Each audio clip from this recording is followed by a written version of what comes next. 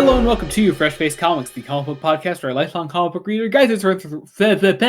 Guys, I'm keeping that in. Fuck it. Guides his friends through the world of comics for the first time. My name is Joey Morgan, the aforementioned lifelong reader. With me, as always, is Jacob Licklider, the aforementioned newbie. So you're my replacements, a dandy and a clown. Good. That was good. You know, okay, I don't think have I ever kept a fuck up of the intro in an episode? You have not. Okay, well, happy episode 60, ladies and gentlemen. Happy episode 60. There we go. Happy final Marvel episode, guys. Well, for a semi-brief period of time, yeah.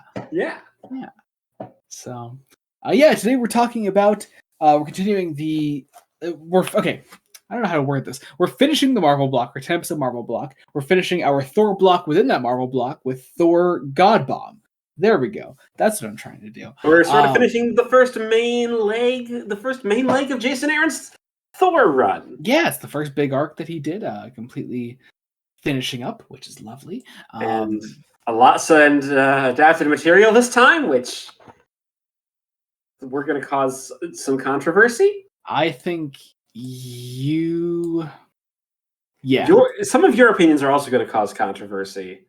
I'm just self-assured in the fact that everybody that likes Thor Ragnarok is a bad person. Okay, Mason listens to this podcast. He knows he's a bad person. Joey, you can't tell potential listeners they're bad people because they like a movie that you don't. I think I can judge someone's morals and way they live their lives based on their thoughts on movies. That's a thing you can do, right?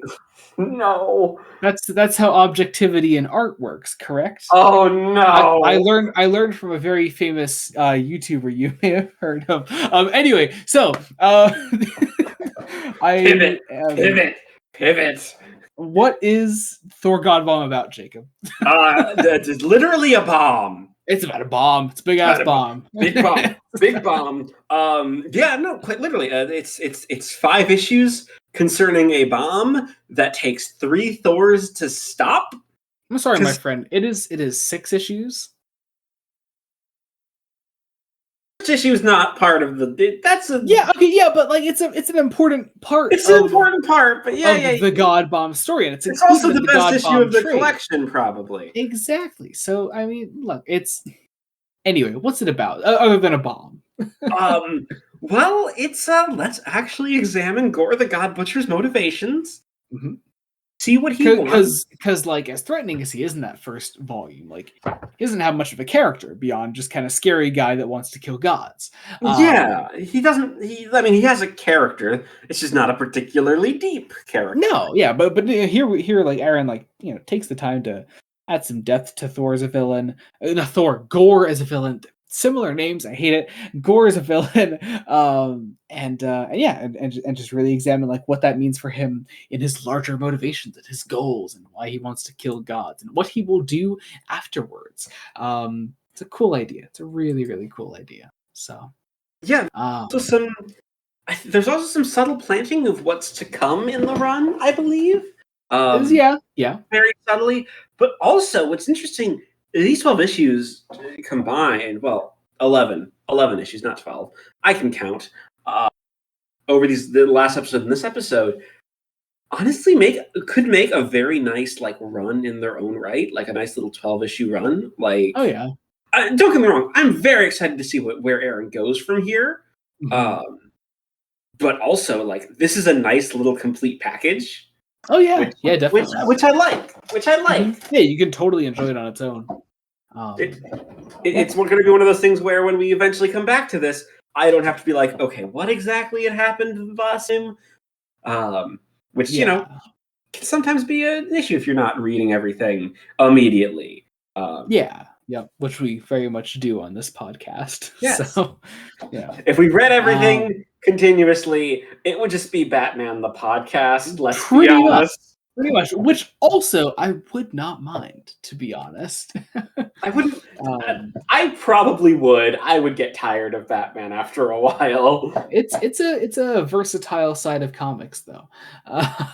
Anyway, shall we get into some Twitter questions? Yes, so many great Twitter questions. Yes, let's kick off actually on Discord. Okay. First off, our friend Andrew, friend of the podcast, since this is your last Marvel episode in the block, which comic was your favorite?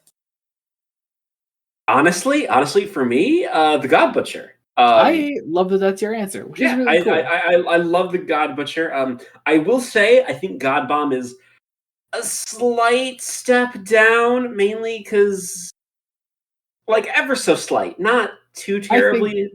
I see. Here's the thing. I can't really say that it is a step down because when I first read it, I read it all as one story and like all in the same volume and just sort of like did it as its own thing. So like I didn't really like view it as like this is a step down from the rest. It was just one complete package for me. I think the ending in a couple of aspects, I don't want to say dropped the ball.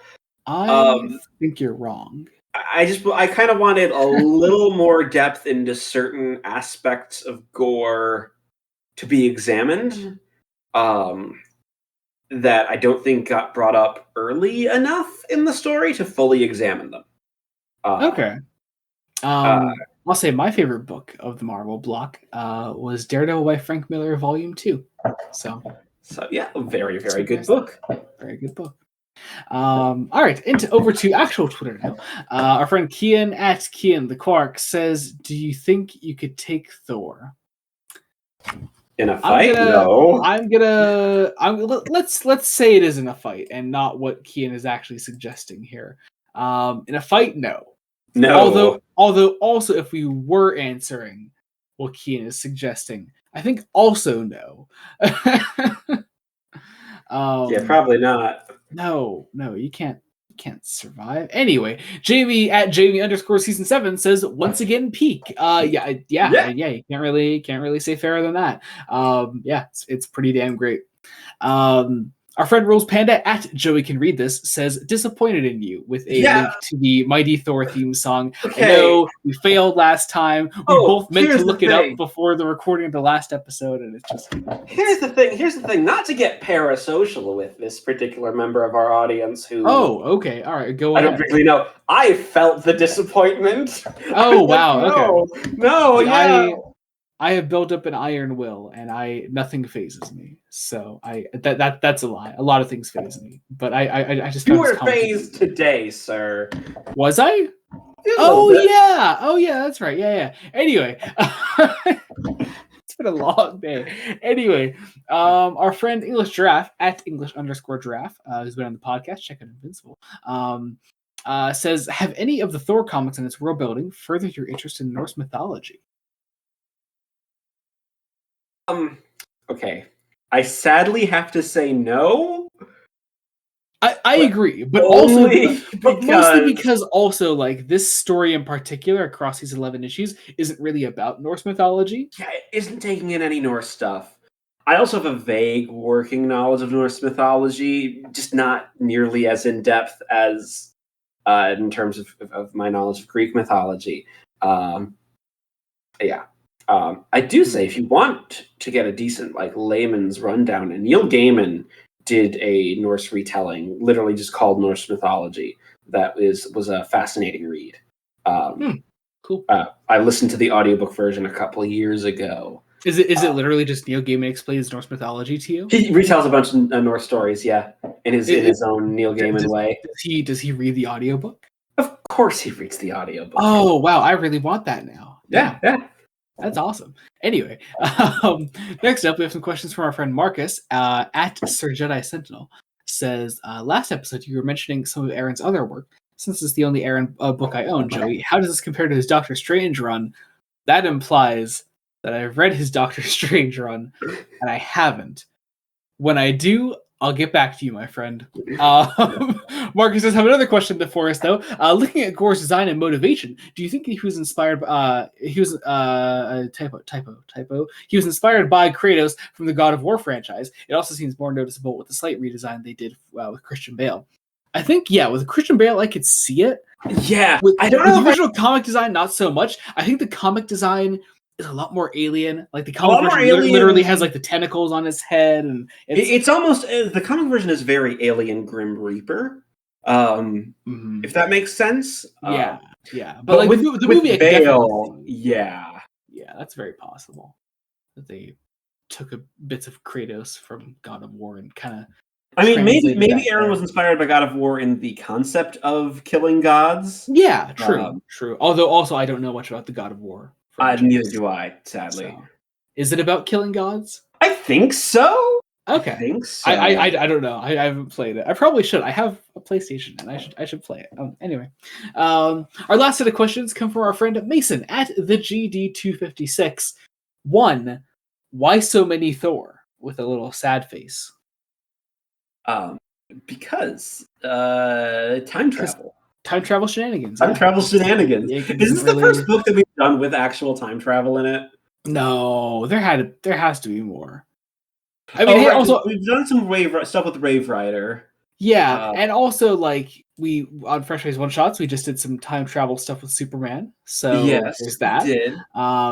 We definitely done time travel before. I think mostly. Yeah. I mean, a little bit of definite turn with the Wave Rider. Yeah, that's true. Yeah. So I'm trying to think of other things outside of the fact that Booster Gold is a time traveler, but he doesn't do much time traveling in his appearances. Yeah. I don't know. I guess not much now that I think about it. Not much time travel. Note to self: I will put more time travel in Fresh Face Comics. To-do list for 2024. It's question 2 just says "fuck, marry, kill" in all caps, and I believe he's referring to the 3 Thors.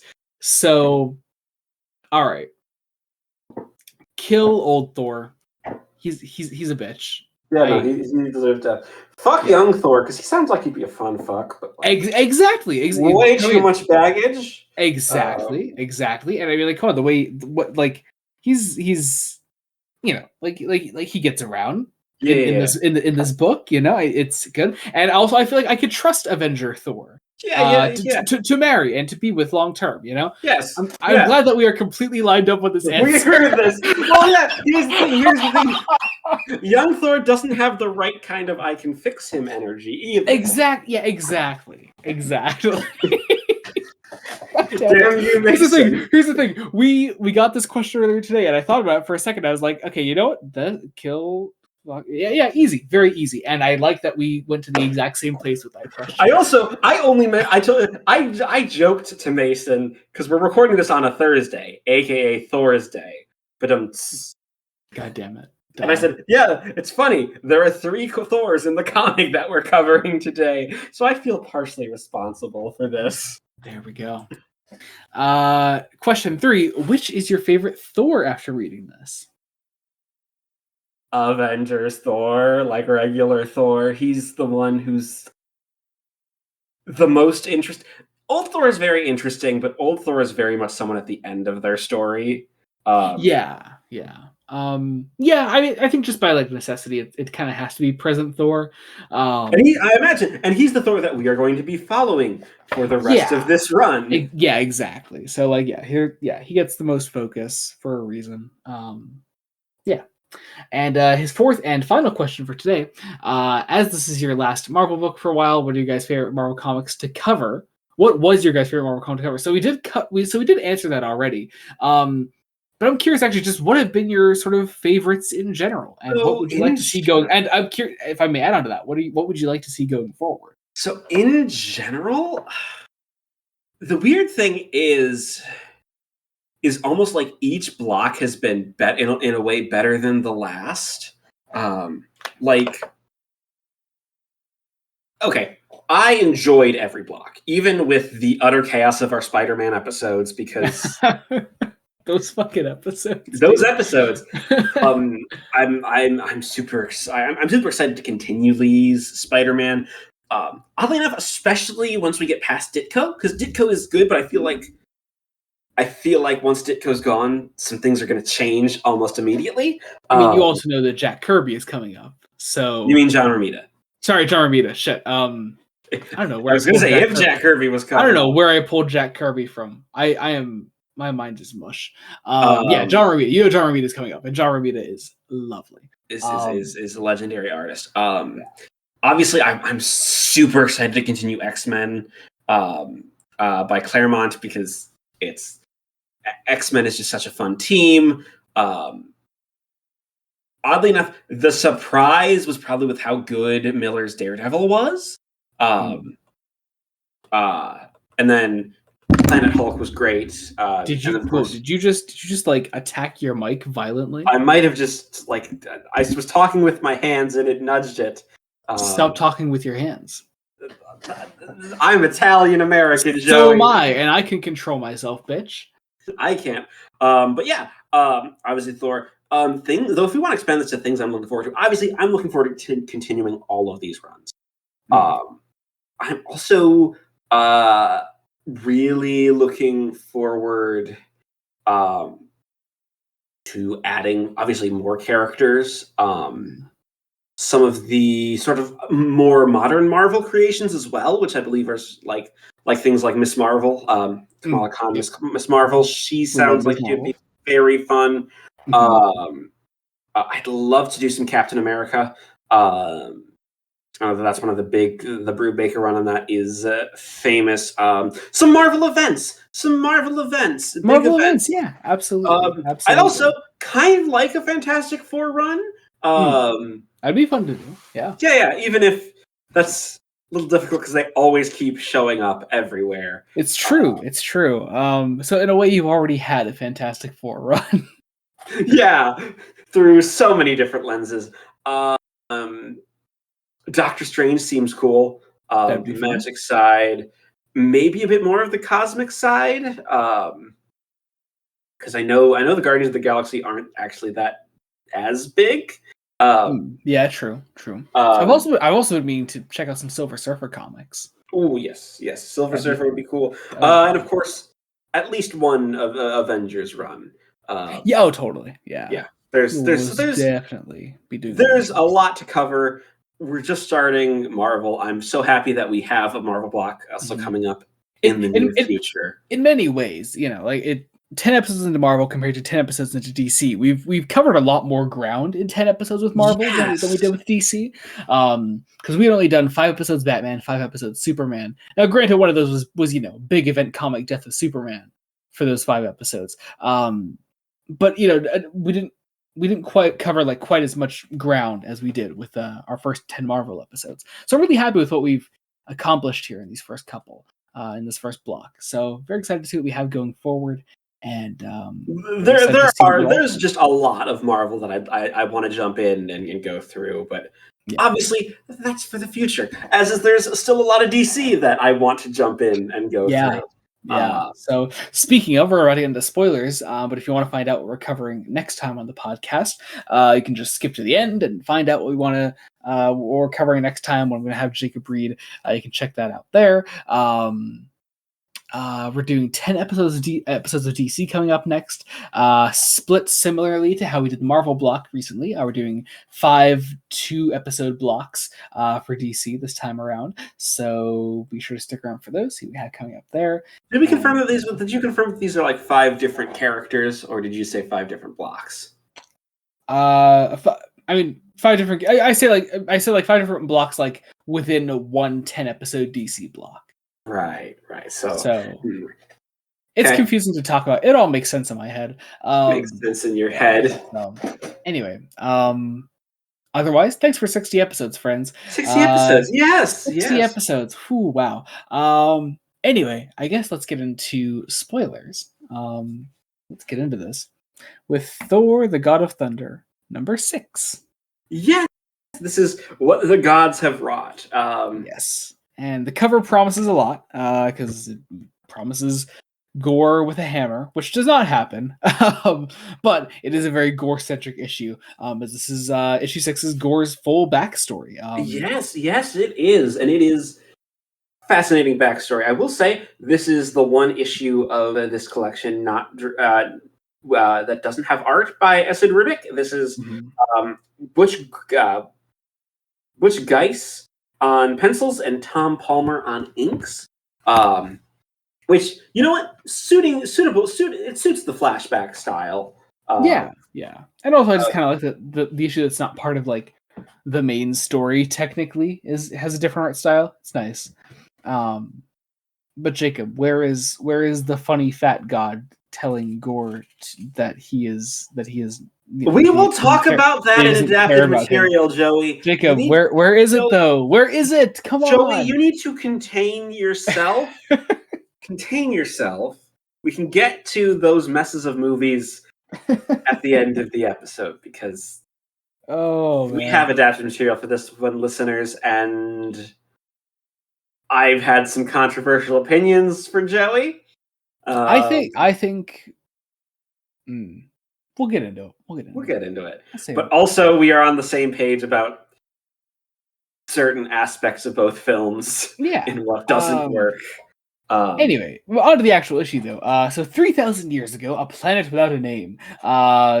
Gore's mom is here, which is nice, and Gore's mom gets murdered by beasts, and tells Gore to have faith in the gods, and he's like, okay, and then she dies. And then we cut to some years later, and Gore has impregnated a woman who is about to give birth, it seems, when seemingly in a pattern in Gore's life, there's a natural disaster. Natural disaster happens and kills the woman and his unborn child. And then months later, Gore is just carrying. It looks like just another child. It's not like his child, I imagine. Or let's see. Oh no, I guess it is his son. Or it's his child. Yeah. Yeah. And yeah, his and Gore at this point looks almost emaciated. Like like the idea is that there has been a drought on this desert planet. Because this is it's heavily implied to be a desert planet. Yeah. Or at least a desert on a planet. Yeah. It's also important to note that like this all happens in the first 5 pages of this issue. Yeah, like, so we get hit with some heavy shit. Yeah. Gore has to bury his child. And it's again, it all happens in the first couple pages. And just kind of gets worse from there. Not really worse. I don't know how much worse it can get than your pregnant girlfriend dying. Then your mother, your lover, and your children. Like many children. But it continues to be worse, I should say. We focus on like Gore and the presumably like just last few members of his tribe, of his people, that are just slowly dying and are receiving no help throughout this time as they sort of wander through this desert planet. And Gore basically has this outburst of fuck the gods. They aren't helping us at all. They don't care. And maybe if we accept that they don't care and may not even be real, we can move on and save ourselves. And he kind of he gets stoned. Not the good kind of stoned. Not the good kind of stoned. No. And he wanders in the desert until there are some gods fighting amongst themselves. And Gore kind of rightfully gets pissed off at the gods fighting among themselves, and one of the gods falls down and asks Gore to help him. And Gore is like, you want me to fucking do what for you? Where have you been, bitch? Just lashes out at this god, lets him die in a hole, pretty much. And uses this. I guess it's where he gets his black weapon from. Is this other god that is felled here? Uses it to deliver the killing blow to this dying god, and uses it to venture out into space. And that's it. It sounds a lot simpler, I suppose, than one might imagine Gore's backstory to be, but honestly, that's all it needs to be. I think Aaron does such a good job of selling the tragedy. Oh, totally. And really making it work. Like it's it's sad. Like yeah. It helps. There's a lot of dialogue here, and you get it. That isn't the end of the issue, because we then actually get some of what Gore is doing in the last what is it, like 7 pages? Yeah. Or 6 or 7 pages. Yeah, whatever. Yeah, he's been sort of like in the far future. He's been keeping many gods as slaves that continue to work for him as he achieves his grand design. And watching over at one point is Gore's new child that he seemingly has. Gore has also become, a grimdark sci-fi villain. Totally. In terms of design, it's over the he's top. Gorgeous. He looks like he's from Dune. Like he's beautiful. But like David Lynch's Dune. Like, yeah. But yeah, he has a child now, and also he is scourging the Asgardian Volstagg for stealing a loaf of bread. And for this, Volstagg sort of like lashes out at Gore, for seeming pretty much like being a petty bitch. And Gore literally crucifies him. He nails him to this wood, and places him out among other gods that he has done the same thing to. And that is where the issue ends. But yeah, we also get introduced to Gore's son here, who's kind of adorable. Let's be honest. Has drunk the Kool-Aid. It's like, when will all the bad gods be gone, Father? It's like, soon, my son, very soon. Look at how cute his black void eyes are. Yeah, he's adorable. He's adorable. He's an adorable little fascist in the making. Exactly. But that finishes off the issue, bringing us into issue 7, which is the first actual part of Godbomb, where gods go to die. And here we see young Thor getting the fuck down. Look at him go. Yes. But we see that he is at first hunted by dreams of Gore potentially still being alive, and Thor is just kind of like really spooked by this. And meanwhile, he's having sex, flirting with this woman, but it's going to go out and trying to find Gore. After he, does his business. Before we go to Asgard, many millennia from now. Does his business makes it sound like he takes a shit or something and not has sex with a woman. Anyway, so future Asgard. Back to where we were last time. Present Thor and old Thor are in many millennia from now Asgard. And Thor is sort of present Thor, Avengers Thor. Thor is being caught up on what has happened across these many years that old Thor has been combating Gore in the future. And through all this, we learn that well, I don't think we actually learn it here, but importantly, whereas the ending I think of the God Butcher implies that Gore has been killing gods this whole time. Issue 6 and beyond rather says that, okay, well, he hasn't been killing gods this whole time in the future. He's been using them as slaves, rather. Which does make the ending of the God Butcher a little less bleak. What do you think about it? There's also some little teases if it's like, well, have you moved to the sun and become a cosmic god cop yet? What? No. Oh, then forget I said anything. I'm trying to think of I don't know, for some reason I can't help but imagine old Thor with a John Hurt voice. Yeah, that works. Either John Hurt or just straight up Anthony Hopkins to imply even further that Thor just becomes Odin in his old age. Yeah, I mean, he's clearly drawn to look like Odin. He's lost an eye. But I don't know, I just like that. Anyway, also there's a giant cellar of ale that Thor chooses to raid, which is just, I don't know, I like that. Before they go into battle, because young Thor, who is naked, is getting his ass kicked out in the snow by some more black berserkers, And as young Thor is taken by Gore and thrown into his pool of time travel god blood, which I love describing, and this is a Gore that has traveled back from the future, and he takes young Thor, to the future. Meanwhile, present Thor and old Thor. It's so confusing to describe. Present Thor and old Thor continue to gather. William Hart Thor, Patrick Trout Thor, and John Hurt Thor. Shut the fuck up.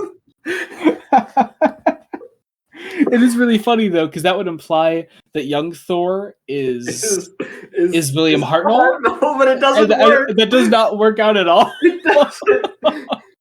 It really doesn't. Does not work at all. The only one there that I think actually Troughton and Pertwee do kind of work, I guess, but Hartnell not the slightest. No. Anyway, fucking hell, this is such a weird discussion.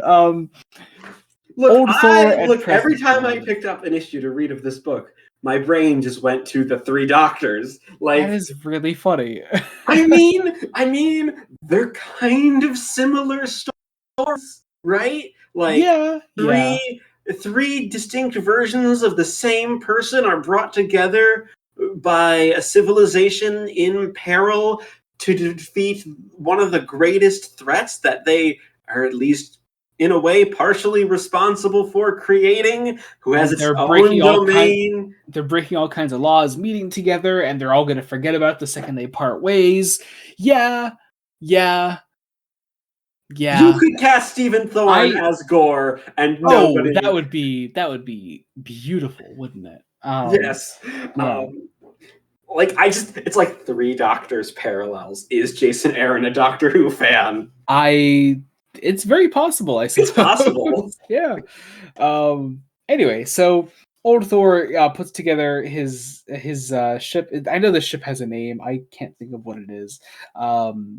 But yeah, him and present Thor gather up their wine and barrels of alcohol and weapons and supplies and head on out to go kill Gore. At least attempt to. They fly their Viking airship out into space. Yes. Again, I love describing Skithblathnir. See, now I'm really glad I didn't try saying it out loud. Yeah, I don't think I'm probably getting that wrong. Probably. Is this meant to be the same one that they travel on in Love and Thunder? Yes. Okay. Yep, it is.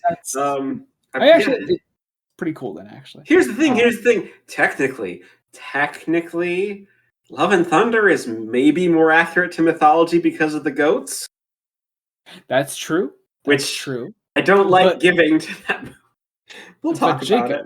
But Jacob, did you laugh at the funny ha-ha screaming goats? No, I didn't. I had a weird experience with those. I was like, at the second they showed up, I was like, that's going to be obnoxious and unfunny. And then eventually there came a point, there was like one time where it caught me so off guard and I did laugh once. And then I died again inside. Anyway, meanwhile, Gore has young Thor, a part of his god slave plantation, I guess. And meanwhile, in the present in an omnipotent city, which I'm so glad you finally know what Taika Waititi's version of Omnipotent City looks and feels like. Because, goddamn. Well, I mean, I have thoughts that are a bit more complex. But Jacob, you may see funny. You may see wise old fairy librarian man with his guard here. But is it Russell Crowe as Zeus making Chris Hemsworth naked? Okay, that's the one thing I didn't love. One of the things I didn't love, but like the vibe of Zeus, I didn't hate in theory. Oh, see, that's the thing. I actually do like the way Crowe plays Zeus in that scene. Like, we're going to talk about that movie at the end, Joey. We're going to, but Jacob, I can't help but bring it up because I'm so glad you finally get it. Like, I get it. Anyway, so we're in Omnipotent City though. Shadrach is not dead and refusing to say exactly what he is gods of. He's making up things like baubles and ballerinas, kittens and coconuts, pancakes and tambourines. When it turns out, in fact, Shadrach is the god of bombs, and he has helped Gore make a big-ass bomb. A Godbomb, if you will. Yeah, I suppose one could call it that.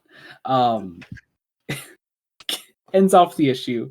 What is our vibe tonight? Go get issue 8 of Thor, the God of Thunder. God in Chains. I love the cover of this one. It's really fucked up. It's great. I love the cover of all of these. Like, I don't think I can pick a favorite. They're just all so good. Yeah. And really interesting. What's also interesting, so I ended up actually binging issues 9 through 11. Like, oh, really? Yeah, which is kind of fascinating because, like, I did the last couple. Like, I did one or two, and then bam, that back half of the story all because it's really good. Do you keep like slapping your desk or something? No, I don't know what it is. I keep hearing something. I don't know. It's weird.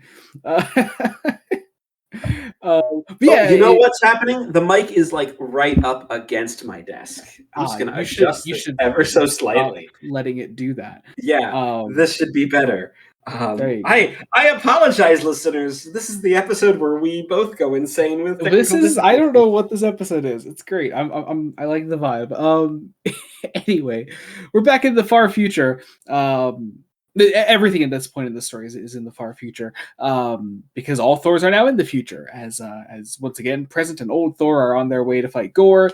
Young Thor is having the time of his life being a slave, and young Thor meets some women, not just any women. These are, as the narration lovingly points out, the goddesses of thunder, his own future grandchildren. Which I love that idea. I think that's just a really cool idea.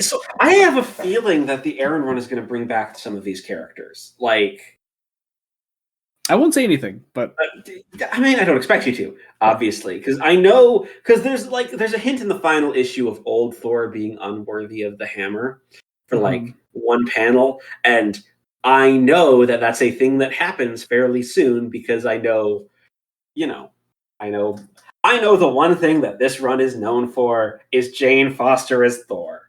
And also I love Natalie Portman, and I genuinely do actually love what Love and Thunder does for Jane Foster as a character. I don't know why they decided to throw her into the God Butcher storyline. It's really weird. But probably because they thought this was going to be the last Thor movie. Yeah, and now apparently Thor 5 is happening, and neither Chris Hemsworth nor Taika Waititi knew about it. Yes. Love it. Anyway, so after Thor meets his future grandchildren, although neither of them know it at this time.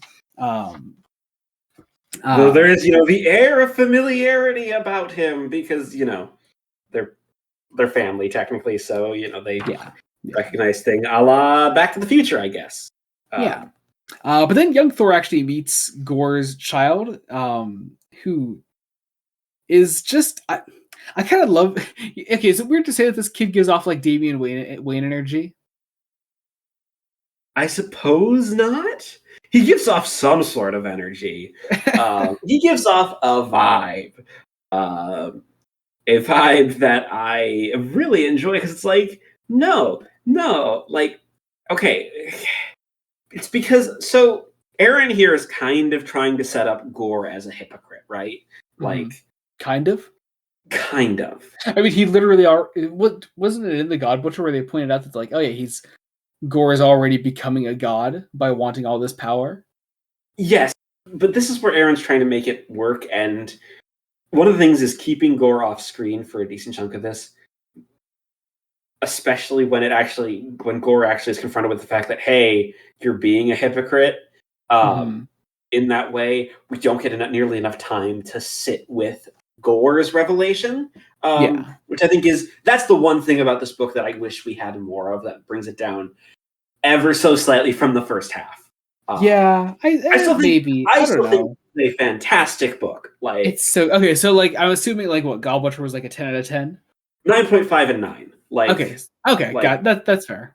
Yeah, it's like it's it's right up there, just not quite perfect. See, overall, I think I remember when I did the reading thread, I gave, because I did it all as one book. The 11 issues as a whole, I gave like a 9.5. So yeah, and I think if I'm doing the 11 issues, it would probably still be a 9.5. That's fair. Yeah. Anyway, Thor's arrogance here is also fascinating. Mm-hmm. That's probably the most fascinating thing about young Thor is just his sheer arrogance. Like I don't know, I love that. Because like Aaron can play it up a lot more because he's writing a much younger version of the character. And I think the line that hit me the most is "Get back to work, slave, before I have you crucified." It's uncomfortable, and it's meant to be. This is a child literally believing this horrible thing that everything will die. Then we see he goes on this rant about my father's name will never die. Do you hear me, gods of man? The name of Gore the Redeemer will live forever. Again, playing up the hypocrisy without actually really having Gore face that hypocrisy yet. Because we get more of the Thors flying traveling through space. They're very nice interludes. And they're nice. They're usually full of nice character moments. However, this one is literally just a page of narration. But meanwhile, talking about where our characters are. The important thing happening here is really that the some of the slaves on Gore's god slave place are planning on rising up and fighting back against Gore, and leading this charge is Thor's grandchildren. And joining this conversation is young Thor himself, and also I don't know, I kind of like I found it funny, at least, the revelation of the grandchildren finding out that young Thor is Thor, and one of them is like, "Oh God, I've been having thoughts about him." Back to the future moment. Yeah. So I don't know. I actually found that funny. I thought that was funny. But young Thor intends to join this rebellion against Gore and rise up alongside them. And so the attack begins, and young Thor and the various other gods are rising up against Gore. But in this retaliation, young Thor tries to go after the Godbomb itself directly, and I genuinely forget what this purple thing is he's carrying. What is it? It is a MacGuffin that he thinks is going that he's going to use as a weapon. It's it's a bomb that they are going to try to use to blow up the Godbomb. So he throws it into the Godbomb, and it causes an explosion. And meanwhile, present Thor and old Thor feel that sort of tremor throughout time and space. And this transports young Thor to the ship that present and old Thor are on somehow. There's also a space shark. The space. I mean, why not? You're flying a pirate ship through space. Yes. You can't convince me that Jason Aaron isn't a Doctor Who fan. Or is he actually a Batman fan? And having superheroes fight sharks is just a thing you do. Maybe. But also the Godbomb itself is also a Doctor Who plot. Yeah, I mean, it's a shit Doctor Who plot. Yeah, but it's done better here than it is in that episode of Doctor Who. That you are absolutely correct about that. Because it doesn't rely on the villain having to only succeed in one universe. Yeah, I fucking whatever. The amount of Doctor Who references we're making could just convince me further that Jason Aaron is a Doctor Who fan. Doctor Who sucks. Sir, you know it doesn't. Meanwhile, look, I don't make any actual Doctor Who videos anymore, but I think I consistently reference Doctor Who on this podcast. Even in my Star Trek videos, I reference it all the time. It's a whole thing. Anyway, it is a formulative part of your being now. It is. I don't want it to be. Anyway, so the three Thors are together, and they intend to go after Gore themselves, and now that they're all together, they stand a chance, and they get young Thor some armor to go into battle with, and they get him an actual hammer, but not Mjolnir, of course, because he's unworthy. And but I love that this is where line of, now we let the hammers talk. Yeah. And so now we go into issue 9 of Thor. You know what? I lied. This is my favorite cover. It's a pretty great cover. It's the three Thors, and it's it looks pretty great. It's the cover of the trade, so there's that. Is it really? Jacob, I posted it today for the Q&A. I was busy. I wasn't. I posted. You retweeted it like 3 times, Jacob. Yeah, that doesn't mean I was looking at the image. What do you? It's the biggest thing you see when you fucking retweet it. Like what, Jacob? Sir, listen. For the next 60 episodes, I demand a new co-host. Anyway, you're gonna make Brian cry. Getting into. Wait, why would I make Brian cry? You didn't see that? Brian said if we had a falling out, he would probably lose his mind. Oh no! Oh really? Oh yeah. No! I didn't see that. No. Oh wait, no, you weren't in that chat. Shit, that was in the chat that you were in. Oh, you have to tell me about that later. Oh god, I'm sorry about the tangents, listeners. It's been it's fine. It's fine. Look, it's only a 45-minute episode so far, so we got to fill up time somehow. It's yeah, but I'm trying to be relevant to Thor at least. So it's relevant. Anyway, issue 9, more of issue Gore. 9. If you liked watching Thor fuck, ladies and gentlemen, be prepared to watch Gore fuck. You know what? On the sexual content of this book, I do think Aaron is surprisingly tasteful with it. Oh, totally. Yeah. But it is still overt, isn't it? Yeah, it's not. He walks this really fine line. So, okay, actually, then I guess question for you, if you don't know the answer to this, because you said these were part of Marvel Now. Was Marvel Now aimed at an older audience? Because I know other books that you've read from Marvel Now, I want to say are more adult, right? Marvel Now also spawned Ms. Marvel, which was very much a young reader book as well. In a general audience, but still, it was a teen book pretty much. I mean, based on the covers of these books, of this run, I could see this as something that a young kid may not want to pick up just based on the style. I have found Marvel Now of the titles that I've read from it very versatile. Superior Iron Man also Superior. Yeah, that's the name of it, right? That's the Tom Taylor one. Yeah. Superior Iron Man. It was another adult focused book. But also She-Hulk by Charles Soule was also part of that, and that was a very just fun sort of comic that I really enjoyed, and was very general audience. I have found Marvel Now at least. Yeah. From what I've read, very. I would say this is this. I would say this. I wouldn't say this is an adult book, but I'd say it's a teen book. If you're a teenager, you'd be reading it. Whereas I'd say Miss Marvel, at least from what I know about Miss Marvel, I would want to give that to a younger, also give that to a younger kid. Make that their. Yeah, true. I will say if we're saying that Marvel Now is the new 52 of Marvel, Marvel Now I think, while probably not more successful, because people don't talk about Marvel Now the same way they talk about the New 52 was the New 52. It was a massive publishing event. While it's not quite as big or as successful, I think Marvel Now was better at being something more than just getting everything back to number 1. Because New 52 was here's one tone for the whole fucking universe.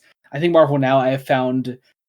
As I've said a couple times now, to be more versatile, and I think they're marketing itself to a wider audience, whereas the New 52, definitely, whereas the New 52 was very much of the time it was made, and it was very 2011 for better and for worse. Oh yeah.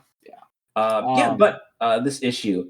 Anyway, Gore-Fox is the point. Yes, that's how that started. Gore-Fox is the point. I hate today.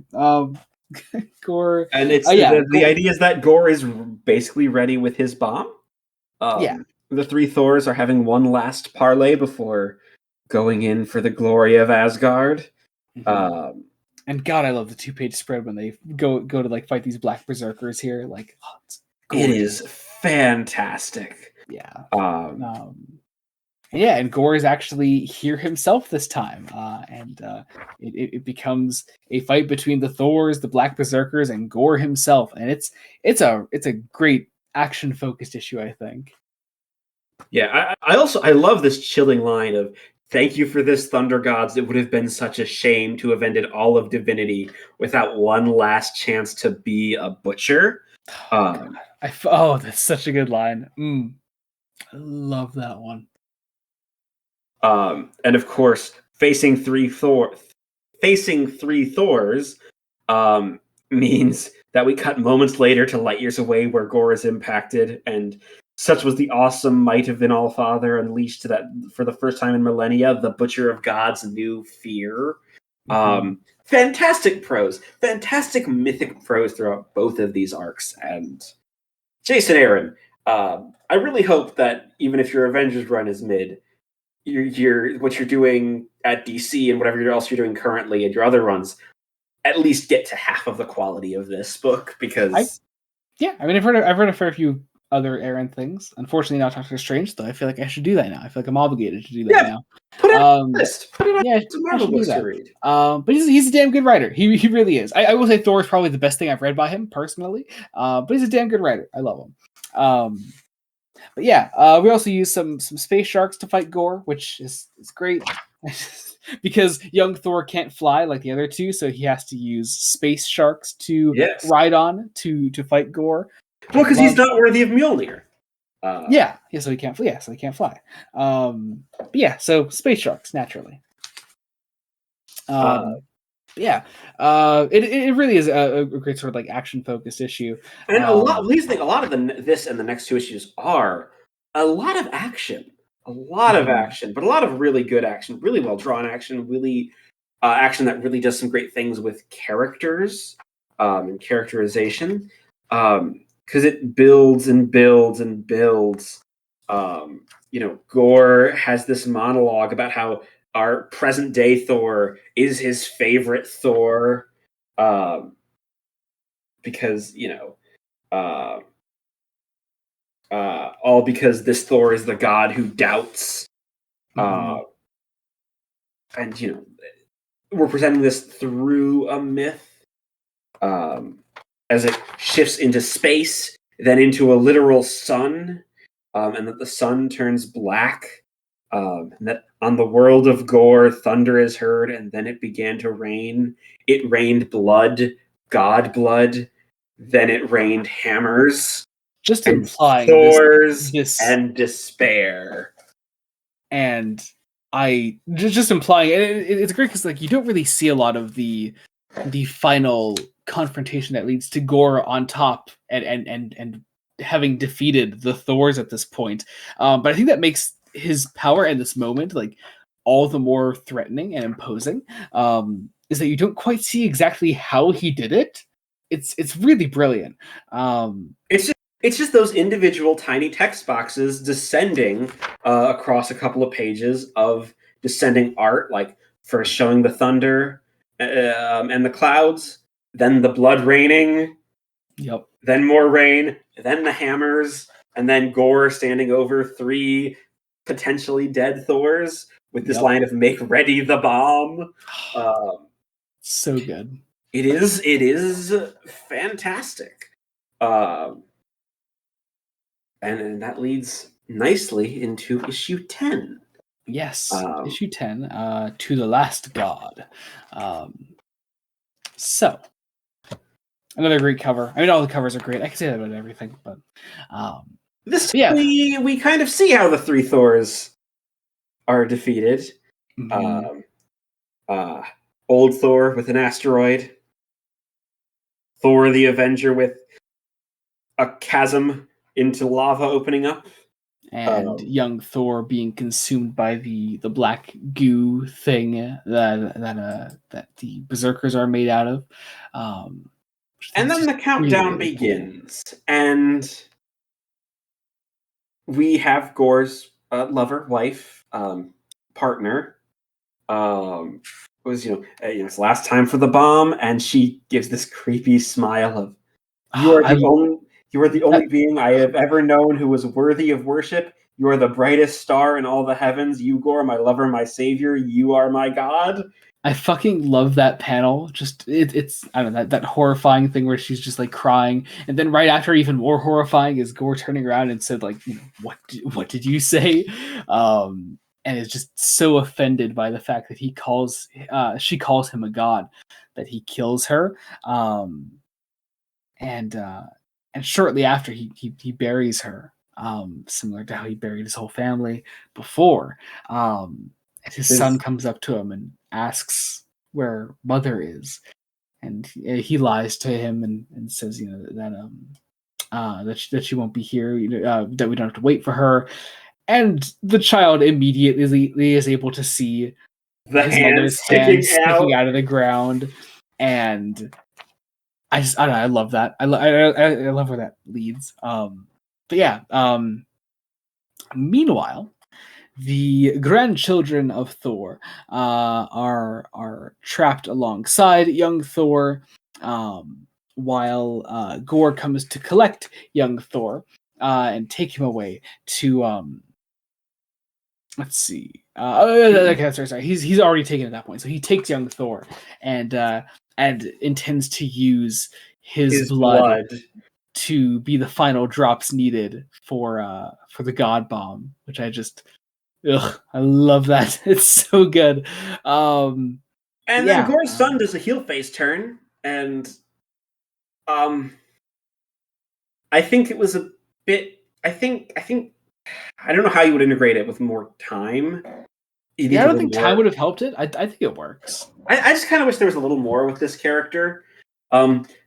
Largely because I don't think they ever name this child.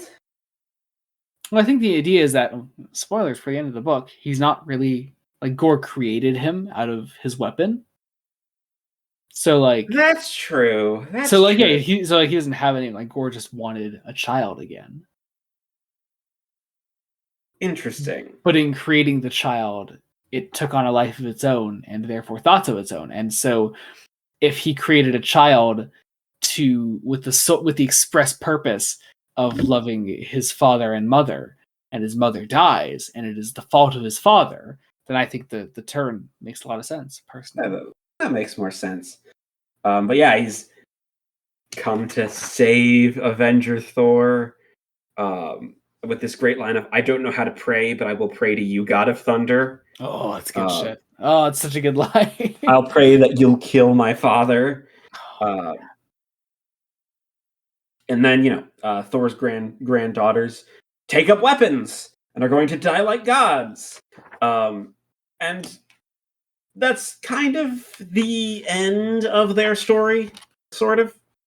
I mean, the idea, because they're here to continue sort of the old Thor story, pretty much. Yeah, their story. They serve their purpose. I like that the final issue really focuses in on the three Thors. The three Gores, the sequel to the three Thors. Thor, young Thor, being held above the Godbomb, then bites Gore's eye out, which is fucking awesome. So metal looking. Gore then discards young Thor, who joins the fight alongside his grandchildren, and old Thor returns to the fight, and Gore begins just like killing gods here and there as he's about to set off the God bomb. The three Thors converge on Gore as the bomb goes off finally, and that is where the issue ends.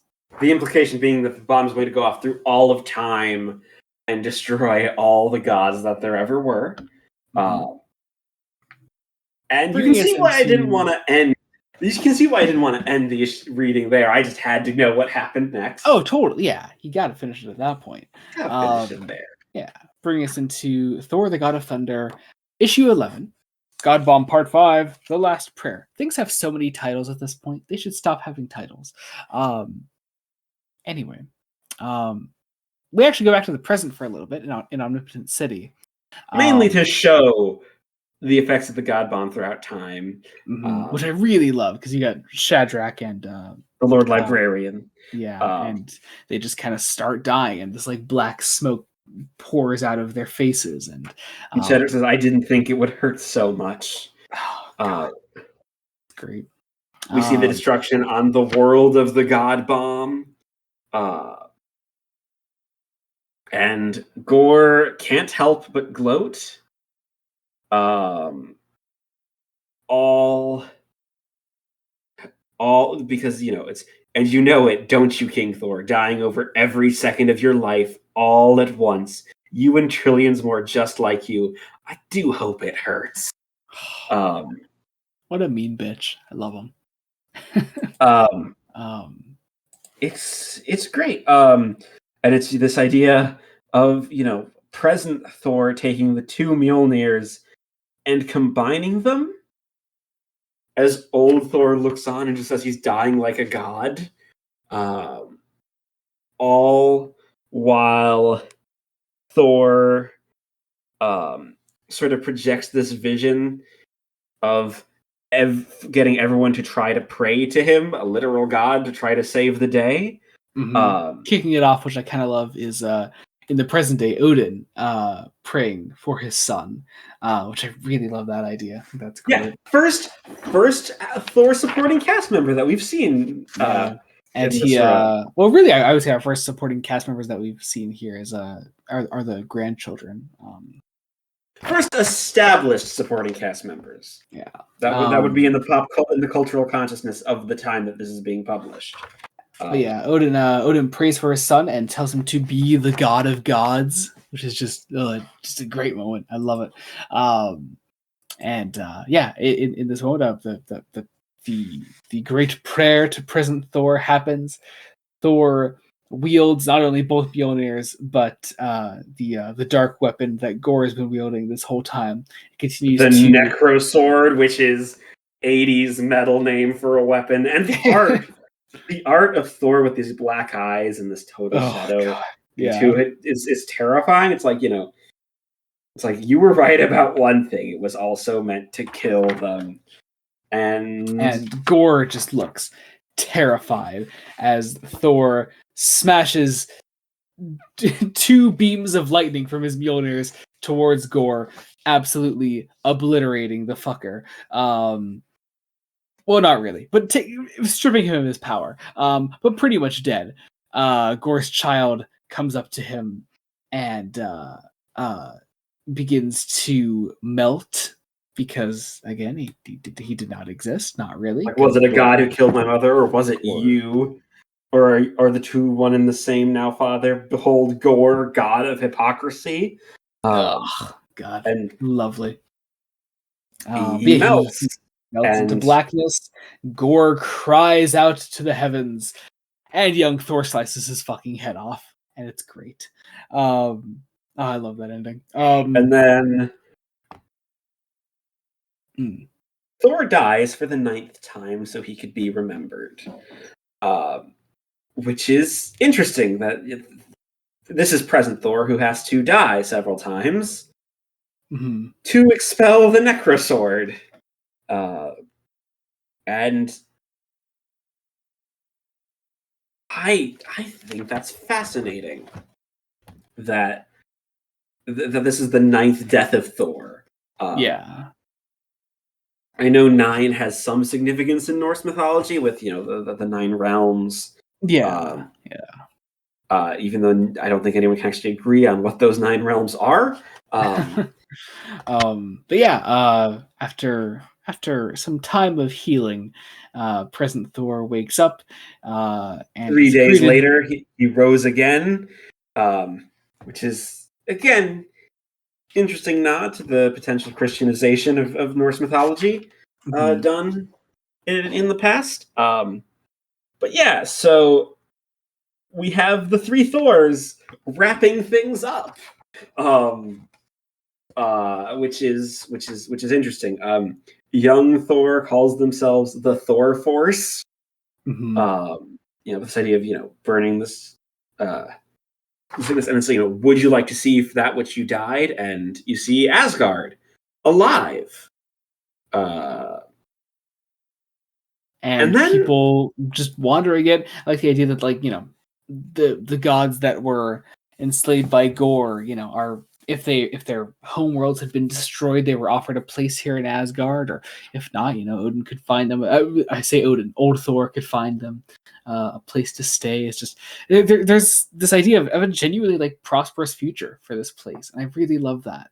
And then old Thor lays down some truth for these young bitches, and tells young Thor that he will never be the son that Odin wants him to be.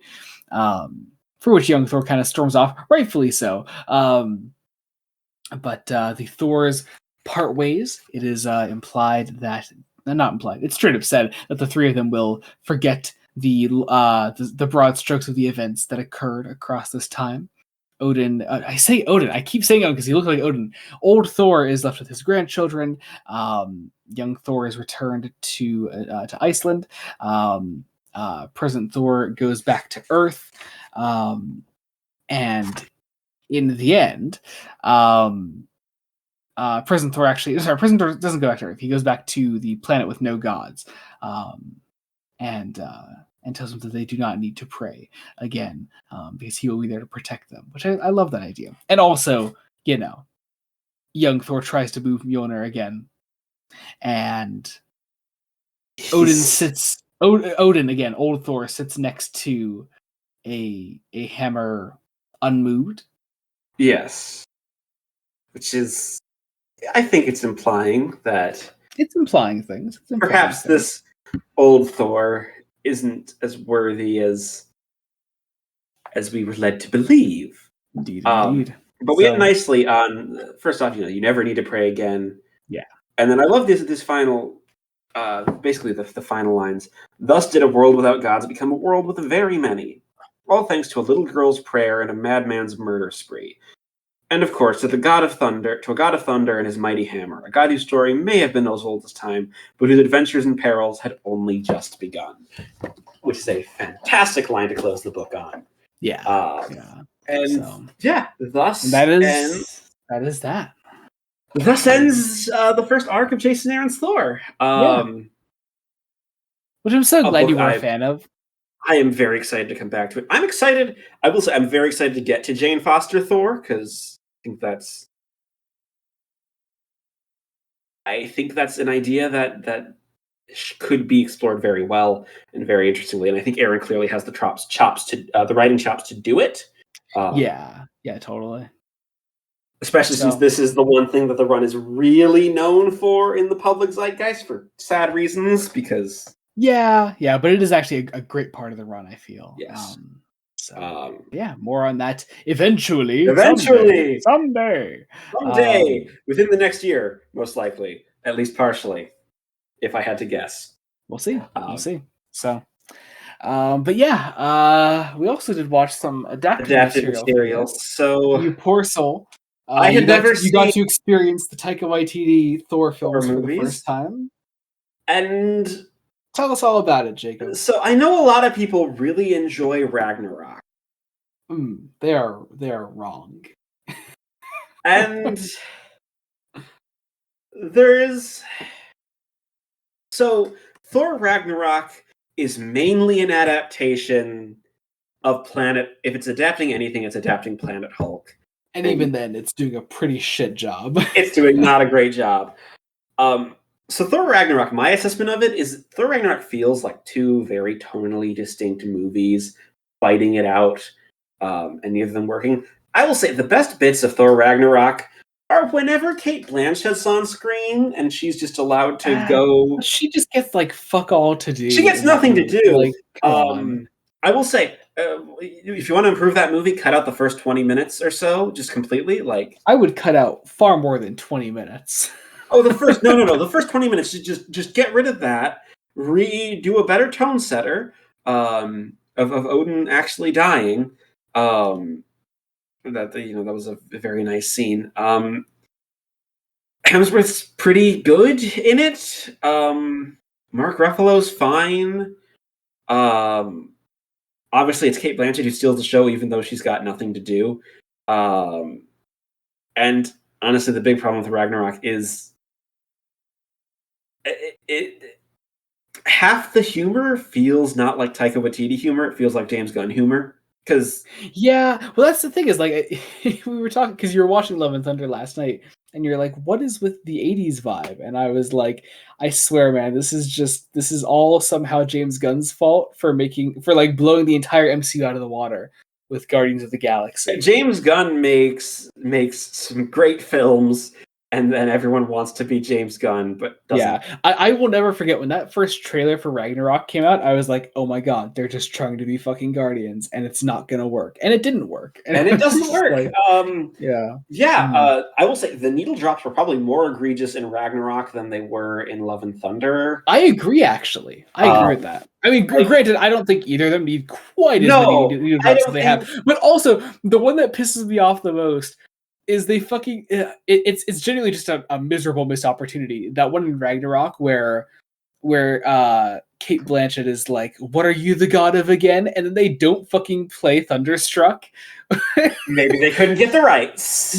Look, even at that point, don't fucking play anything at all. Like, come on. Yeah, it's know the vibe you've set for yourself in this movie. I will say what really doesn't help is that Ragnarok sort of dials back Thor's character to be explicitly comic relief, and a lot of Ragnarok, the main characters are all explicitly comic relief. Mark Ruffalo is trying. I'm a little confused why you ended up saying Love and Thunder is worse then. Oh, because there are things that I can enjoy quite a bit about Ragnarok. I can't enjoy much at all. Mainly, Ragnarok looks pretty. It's pretty good to look at. I don't even know about that, man. Whereas Love and Thunder is Love and Thunder. You can tell this Love and Thunder was made during the COVID-19 pandemic, and that the VFX workers are so overused. Like, it's so saturated. Like, these colors are saturated to an almost garish degree, and I think that's supposed to like give it the 80s aesthetic, but it really doesn't. When honestly, like, Love and Thunder is more overstuffed with like plot points and ideas and quick gags that do not need to be there. Yeah, I will. Here's the thing though, like, I think the thing that I don't like either film. But like Love and Thunder, I think succeeds in more areas than Ragnarok does. I don't think I agree. I think Love and Thunder squanders more potential. Like I'll at least say that like I think Love and Thunder like fucking nails the ending. I love the ending of Love and Thunder. I can agree with that. Like on so many levels. So like, that ending is going to be undercut by the fact that apparently there's going to be a Thor 5. Like, yeah, but unless if it is just like an adventure with Thor and the kid, like that could work maybe. You know, maybe. If it's anything other than that, I'll probably be let down. But what I love about the ending of Love and Thunder is I love Jane's ending. I think that's fucking perfect. I mean, Natalie Portman gives the best performance in that film. She's so good in that. Yeah, she and Christian Bale are a class above pretty much everybody else in that film. Yeah. But also Love and Thunder does the wonderful thing of, I think, actually capping off Thor's arc throughout his 4 films quite successfully. In him becoming a father in the end, I think that's pretty great. That could be great. I don't think it works. I think it's pretty great. Well, like that alone makes it. The issue is that like the sequences. It's the problem of like there are good things in isolation, but they just are not cohesive. Like the first scene with Jane in Love and Thunder, where you have her with getting chemo with this kid, and then Darcy shows up because more Kat Dennings, please. Kat Dennings is always fun to watch in anything she's in. But isn't that scene also played like right after the introduction of the screaming goats? Yeah, or like right before, something like that. And it's the problem of just Waititi undercuts a lot of his harsh stuff so much, and it's weird because like I've seen Waititi balance comedy and tragedy quite well before. Just not in a Thor film, and but like I know he's capable of it. I know he can do it. It just I don't know. Is it a time thing? Did he just not have the time to find a way to do it? Like I just maybe I'm so confused. I'll also say a lot of like probably the most egregious thing. I think we agree with this is the character of Korg. Oh, dude, which he's a character I really enjoyed in Planet Hulk. Yeah. Oh man, it's bad. It's so bad. Oh fuck. And here's the thing. In Love and Thunder, Korg's narration could have actually worked. Yeah. I do like the one bit where he describes the relationship between Thor and Jane. Yeah. Well, that one's okay. If the needle drops were just kept to where Korg was narrating, and if it was scaled yeah, actually, that could have really worked. Because I think the use of ABBA's Our Last Summer is one of the, I don't want to say it's effective, but it's more effective than some of the other things. Thor Love and Thunder is a mess with more squander potential, which annoys me more than you're just fucking dumb, Jacob. I think that's the conclusion we're coming to here. I also just think it looks worse, and I had more pain watching it. True, but have you considered that you are stupid? I considered that this morning when I responded to a friend of ours on Twitter. Oh? Yeah, we were talking about... Okay. We were talking about me and about people being forced to see bad takes. I'm like, well, you follow me. You should be used to bad takes by now. Yeah, I host a podcast with you, so I'm very used to your terrible takes. My takes are fantastic. They're better than, say, Brian's. Yeah, but Brian doesn't have like many good takes at all. You at least you hit sometimes, and 80-20. 80-20. But then, when you don't, it kind of hurts all the more. Like right now, when you say that Thor Ragnarok is your second favorite Thor movie, I think that may be but I don't think it's good.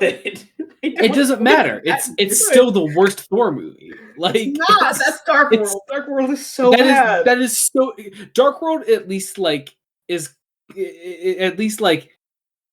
tells a complete story in and of itself. Like that's what I can at least take from Dark World. I'm just here's a complete story, beginning, middle, and end. Ragnarok is just fragments of things happening, I think.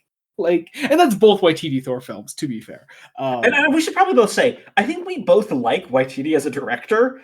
Yes, he just can't direct Thor at all. Maybe Waititi should stay away from big franchises. Yes, absolutely. Unless he's just playing roles in them. I'm gonna regret saying this. Even then, I'm gonna regret saying Joey. I'm not talking about Korg here. I'm saying he has a role in The Mandalorian. He's an IG droid in that, and he's actually really great in that. He's a great role in that. I'm also gonna regret saying that when Waititi's Star Wars movie probably doesn't come out eventually. Yeah, maybe. Waititi is a director that I feel could be. When he hits really well. And neither of these are hits. They are not. I also think there's at least in both films at least some studio interference, at least because that's every MCU movie. That's every MCU film, which is yeah. They're not great. There's only one MCU movie ever I've ever given above an 8 out of 10, and that was Guardians 3. So, yeah. I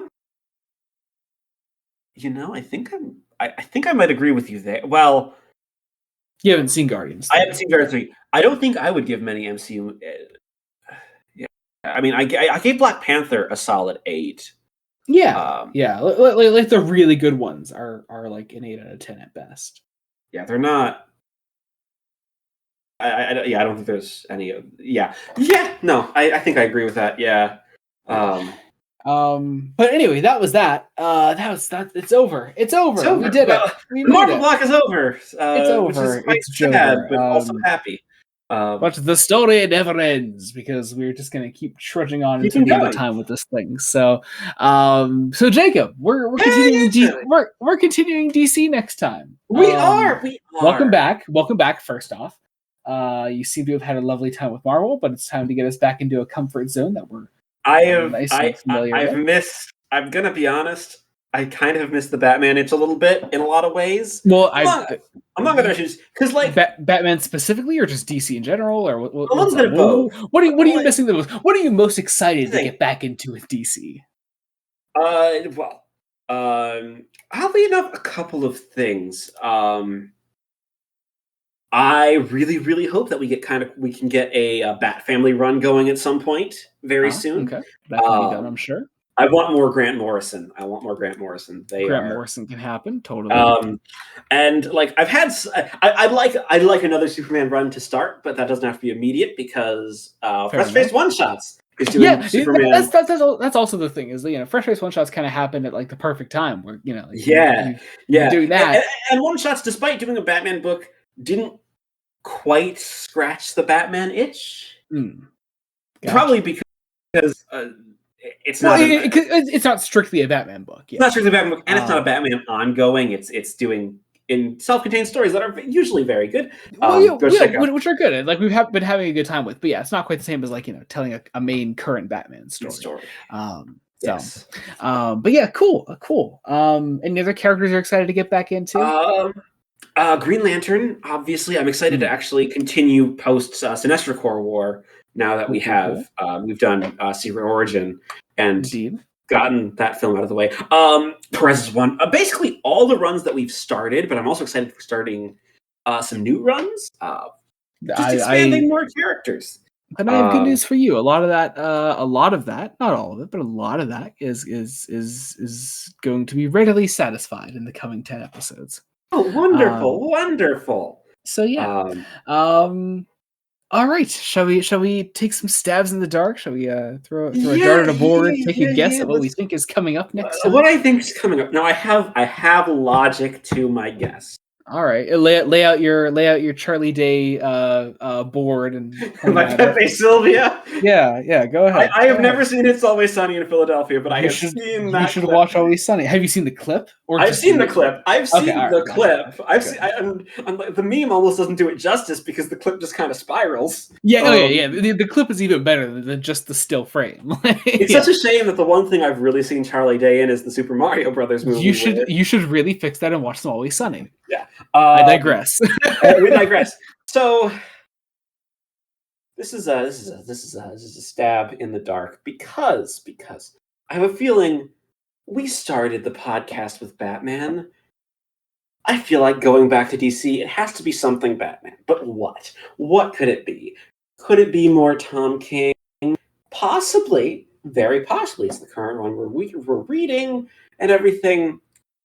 However, I don't think it's Tom King's Batman right now. You see, we've done in our various sort of Bat blocks. We've done some focus on certain characters in a certain order. We've done Dark Victory and laid the groundwork on one Dick Grayson. We did Death in the Family and Under the Red Hood, laid the groundwork of Jason Todd. We did A Lonely Place of Dying and Nightfall, laid the groundwork on Tim Drake. But there's one Robin. Two Robins, but one of them you can't just jump into her stuff because Stephanie Brown is a bit more involved and tied with Tim Drake. I digress. We haven't done Damian Wayne, so I have a feeling we are starting the Morrison run. If I stab that enough, it's going to happen. Please tell me I'm right. That really was the Pepe Sylvia meme. But also, I feel like we've been doing this podcast too long because you have me fucking like nailed. Like yes, you have me fucking down. You know exactly how my brain works. Next time on Fresh Face Comics, we're doing Batman and Son by Grant Morrison. We are doing what is considered the deluxe edition of Batman and Son. So this is not the main 4 issues that is the Batman and Son story. It is that, but it's more. That. Okay, I'm like, but it's more. There is there's the regular trade of those 4 issues. There's the new edition, which comes with more than that. We're doing the deluxe edition, which is 15 issues. Okay, yes. I know you already have the Omni, so it's a solid chunk of that Omni. Excellent. You want Batman, you want Grant Morrison. Here's plenty. I want Damian. You're gonna get Damian. You're gonna get a very early version of Damian, a much more abrasive version of Damian Wayne. This is pre-Jason coming. Or no, this is just post-Jason coming back. Correct. Yes, yeah, immediately post-Jason return. I mean, not immediately, but it's pretty soon after. Yes. I will say, so the deluxe edition does not include anything from Resurrection of Ra's al Ghul. So I'm gonna say that episode 62, we're gonna cover the Resurrection of Ra's al Ghul in its entirety as an event. Okay. So yeah. Yes. So the actual issues being covered next time are, these are all from Batman, number 655 through 658, 663 through 669, and 672 through 675. Okay, you're gonna send me those issues. I'm gonna send you those issues. It's a lot. It's 15 issues. 15 issues, and then Resurrection of Ra's al Ghul, the episode after. Yeah. Yep. Now I will say, Resurrection of Ra's al Ghul actually came out before. So between those 3 sets of issues, it came out between the second and third set of issues. It doesn't affect how you read it too much, but I still want to read it somehow because it's part of that. Plus, Paul Dini writes part of it, so like, come on, yeah, of course, you want to read Resurrection of Ra's al Ghul. Come on, yeah. So we're gonna do that. Those will be the next 2 episodes: Batman and Son Deluxe Edition and Resurrection of Ra's al Ghul. And that'll be that. So welcome back to DC, my friend. And welcome back to the podcast, Grant motherfucking Morrison. Yes, I know you're particularly excited about that. So wait, hang on. This means we'll have adapted material, isn't it?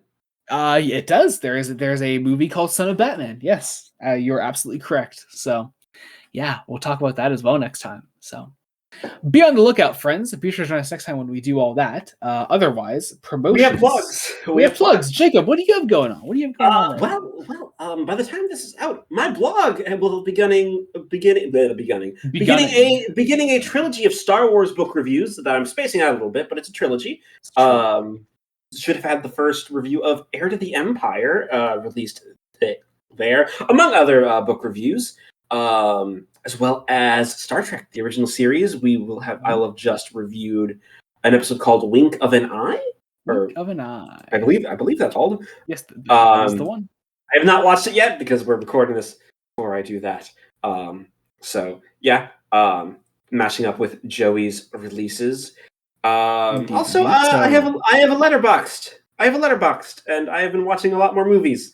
I've been trying to watch the Best Picture nominees. Is sort of what I'm doing before the Oscars. It's I don't know. You don't need to. I want to, Joey. Okay, well, have fun with that. I've also never seen a Scorsese, so there's that. You should do that. That. Anyway, yeah, check all that out. I guess I don't know. I guess I can promote my Letterboxd. It's in my link tree. My link tree is going to be in the description, so check that out. My Letterboxd is there, I suppose. Our Letterboxds are 2 very different vibes. I've been watching Godzilla movies, guys. You gotta get on that ship. Anyway, otherwise, Star Trek reviews on the channel. Me and my brother have been watching through Star Trek for the first time. Wink of an Eye has recently come out, and also you could join our Patreon to get the next video on the Empath a week early. So that's all there. Also, R2BD has been coming out. It seems to be a sort of monthly thing now. So next episode will probably be in February, so that'll be coming out in the very near future. Breaking Brian exists. Still working on getting that recorded. I'm gonna kick Brian's ass. He's gotten quite a few mentions this episode. I'm gonna kick Brian's ass. I don't know how that keeps happening. I don't know. We got to stop that. He doesn't deserve the time of day. But otherwise, what else do I have going on? I don't know. That's actually it. Fresh Face One Shots. Check out Fresh Face One Shots. Yeah, we will have just released this month's Brave and the Bold, I believe. Yes, yeah, yep. That'll be out. This coming week on the channel, we have the Trinity Special. Trinity Special, yay! About the daughter of Diana Prince.